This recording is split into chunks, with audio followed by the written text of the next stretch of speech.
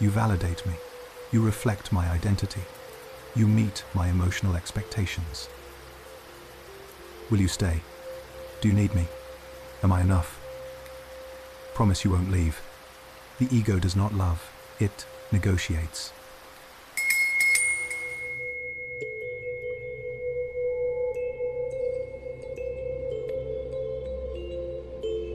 They say love is the way, and we say we fell in love. One is a state of being, the other is an emotional event. We use the same word for both, and built centuries of confusion from it. The light of society. In a realm where destinies converge, a man and a woman find themselves face to face.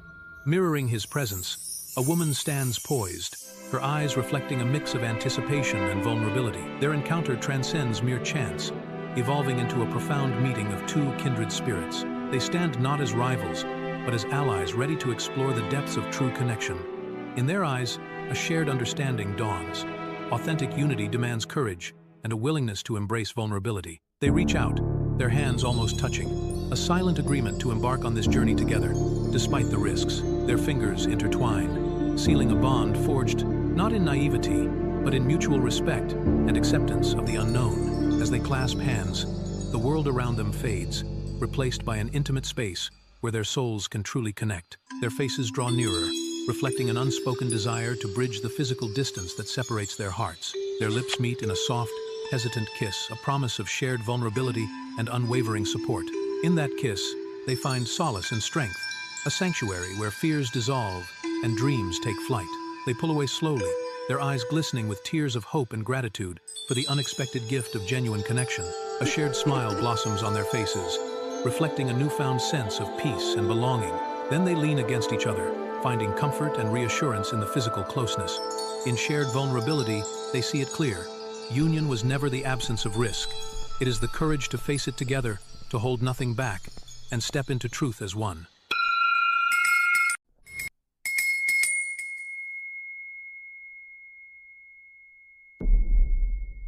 One expands beyond preference. The other begins with attraction, resonance, and condition.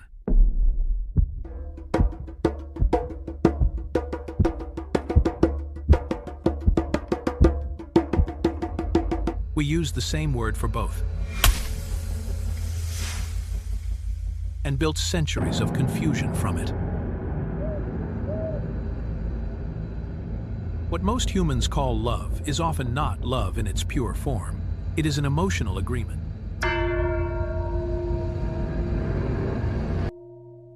You can only love others as much as you love yourself. But what if there is no yourself to love? What if love is what remains when the lover dissolves? This reframes a classic spiritual maxim. The initial teaching points to the necessity of self-love.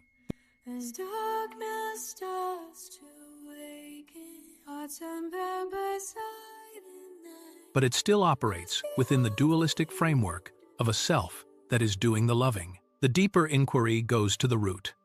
What is this self? Real love begins where psychological dependency ends.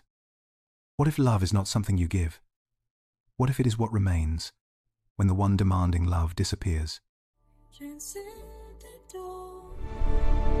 When the separate, egoic self, the one that struggles to love itself, is seen through, what remains is not a better self, but the luminous, empty presence of awareness itself. And the fundamental quality of this presence is unconditional love. It is not that awareness has love, it is love.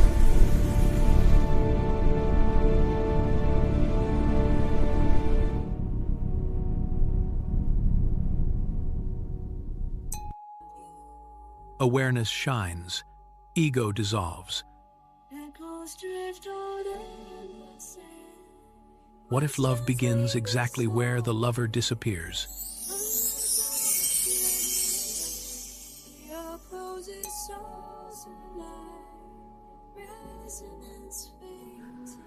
A lingering look meant to trap an eye, a smile held a second too long to seem natural.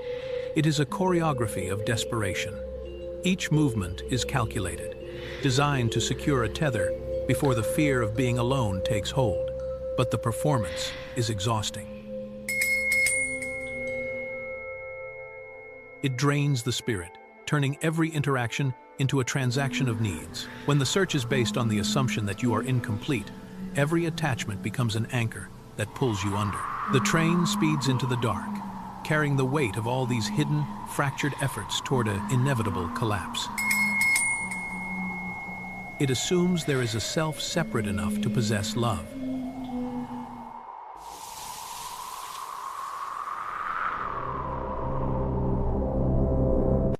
What if the self we try to heal is the wound? Every attempt to fix the person we think we are only deepens the friction of existence. We are not the traveler walking on the beach. We are the constant, eroding motion of the tide, perpetually breaking down the very structures we labor to build.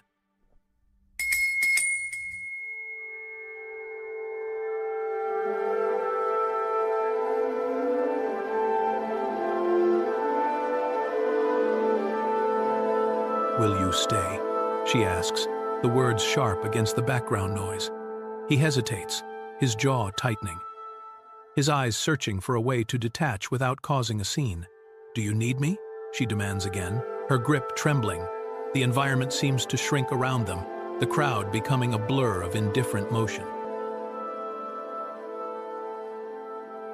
The ego does not love, it negotiates.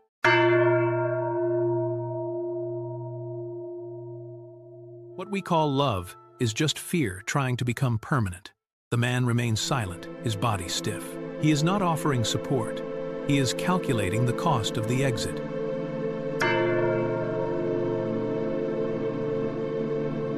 The interaction is a transaction of nerves, a desperate attempt to anchor a self that has no weight.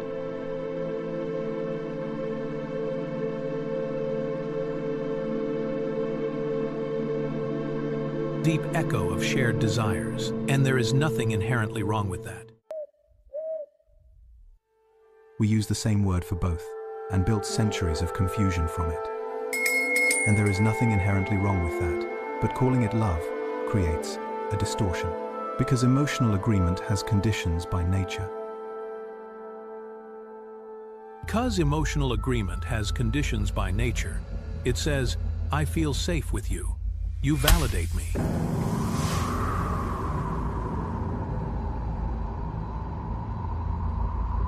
You reflect my identity. You meet my emotional expectations. You remain within the shape my nervous system can tolerate.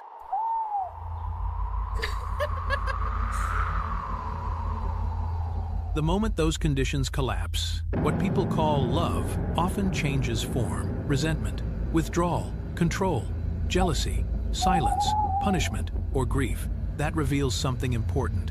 It was not unconditional. It was relational harmony, dependent on conditions.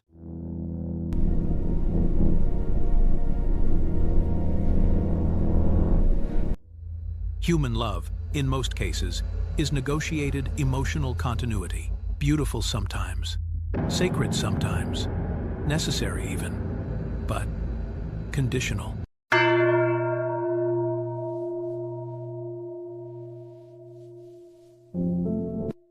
The busy city sidewalk pulses with movement.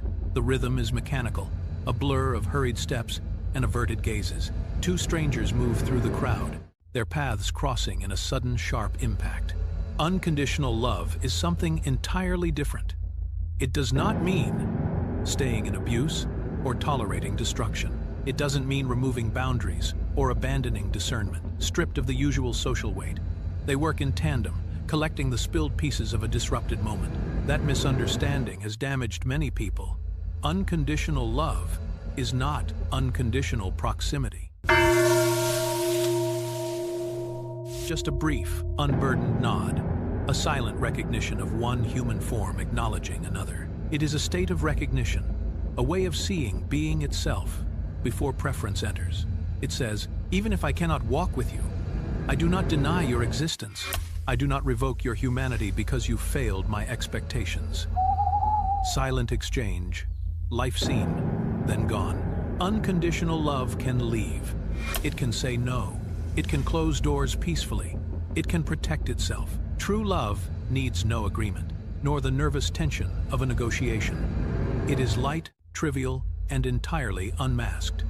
Their expressions are open. There is only love, whole, unconditioned, without bargain or possession. Love, a soul's resonant, mutual attachment.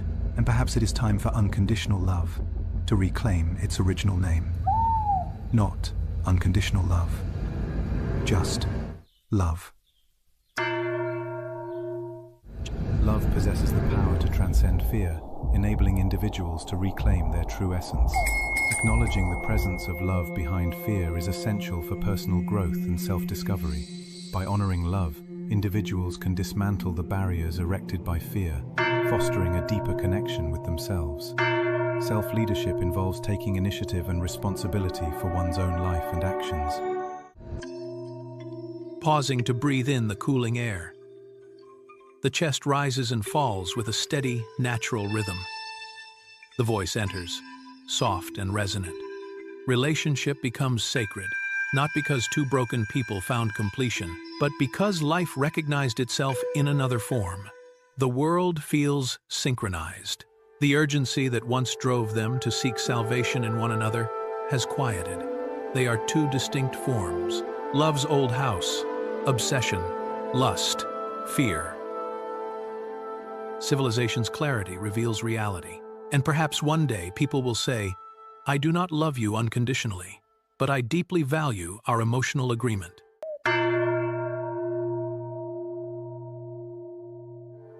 Two people stand several feet apart. They do not touch. Their posture shifts in perfect unison. Imagine the honesty of that. Less poetry, maybe. Far less illusion. And strangely, more sacred. There is no tension in their frames, no leaning toward one another to fill a void. They stand as distinct anchors in the quiet. The voice rises, calm and measured. Love without a center is not passive. It is the end of possession. The sacred art is meeting another without turning them into medicine for your loneliness.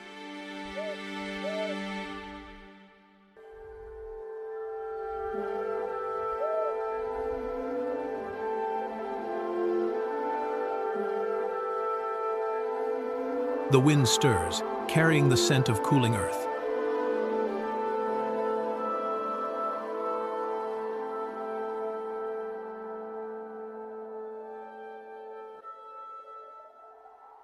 Then fades.